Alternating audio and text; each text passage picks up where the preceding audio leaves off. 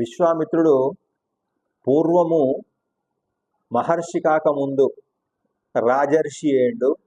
రాజర్షి కాకముందు ఒక సామాన్య క్షత్రియుడు, రాజు, పరిపాలించినటువంటి ఒక రాజు. మహర్షి కావాలనేటువంటి ఒక సంకల్పం చేత, కృషి చేత, తపస్సు చేత అతను మొదలు రాజర్షి కాగలిగాడు. ఆ తర్వాత మహర్షి కాగలిగాడు. అంటే అతని యొక్క కృషి ఏదైతే ఉందో, అతని యొక్క గుణం ఏదైతే ఉందో, అతని యొక్క తపస్సు ఏదైతే ఉందో అతన్ని ఒక ఉత్తమమైనటువంటి స్థితికి తీసుకొచ్చింది ఆ విశ్వామిత్రుడే.